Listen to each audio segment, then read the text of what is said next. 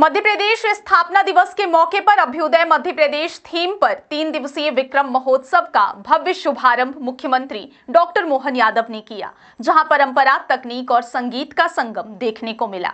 राजधानी भोपाल के लाल parade ground में आयोजित अभ्युदय मध्य प्रदेश उत्सव ने प्रदेश के 70वें स्थापना दिवस को ऐतिहासिक बना दिया।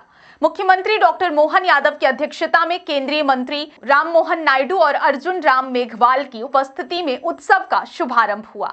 500 कलाकारों ने विश्व वंद श्री कृष्ण की सांगीतिक यात्रा प्रस्तुत की, जिसने पूरे सभागार को भाव विभोर कर दिया। इसके बाद विज्ञान एवं प्रौद्योगिकी विभाग की ओर से 2000 ड्रोन के जरिए विरासत से विकास थीम पर देश का सबसे बड़ा ड्रोन शो आयोजित हुआ। इस शो ने आसमान में मध्य प्रदेश की ऐतिहासिक विरासत और आधुनिक पहचान को एक साथ सजाया।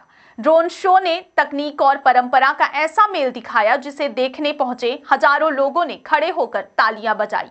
3 दिवसीय उत्सव का मुख्य आकर्षण रहा सम्राट विक्रमादित्य पर आधारित महानाट्य विक्रम बेताल की कथाएं।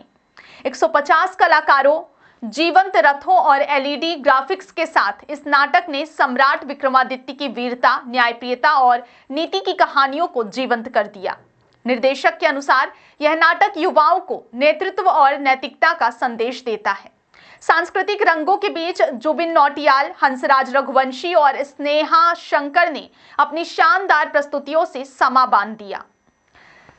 30,000 से अधिक दर्शक देर रात तक संगीत की सुरलहरियों में डूबे रहे। लोक कलाकारों, जनजातीय नर्तकों और हस्तशिल्प प्रदर्शनियों ने अभ्युदय मध्य प्रदेश की थीम को और भी जीवंत बना दिया। व्यंजन मेले और शिल्प प्रदर्शनी में प्रदेश की सांस्कृतिक विरासत की झलक साफ दिखी। इसी अवसर पर मुख्यमंत्री ने भोपाल से उज्जैन के बीच पर्यटन हेलीकॉप्टर सेवा की शुरुआत की घोषणा की। यह सेवा 20 नवंबर से नियमित रूप से शुरू होगी। से पहले की बात और उनका विक्रम संवत 2082 चल रहा, जिसका नाम सिद्धार्थ नाम संवत्सर है। एक ऐसे व्यक्ति जिनके शासनकाल में उनके पिताश्री का राज्य तत्कालीन शकों के साम्राज्य के कारण से धूल धूसरित हुआ।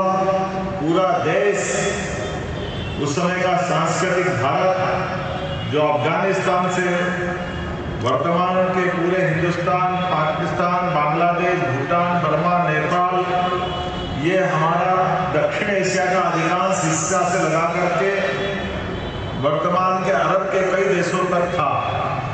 ऐसे काल में जब गुलामी की काली छाया छाई और यहाँ की सुशासन की सारी व्यवस्था ध्वस्त हो गई।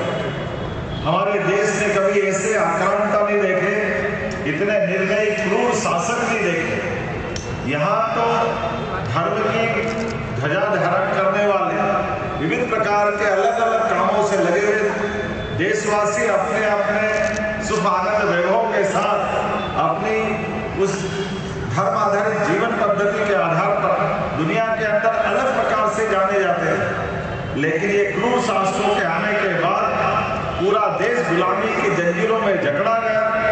सारे विद्वान, सारे सुशासन के मान बिंदु सब नष्ट भ्रष्ट कर दिए गए। उस समय के तत्कालीन बड़े बड़े सत्ता के केंद्र मथुरा, हमारा कंधार, उज्जैनी, ये तमाम महाजनपद एक के बाद एक शकों के शिकंजे में जकड़े गए और सब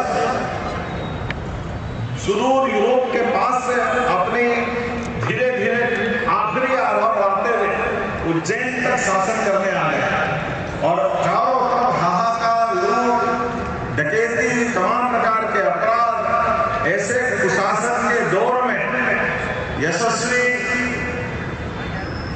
तत्काल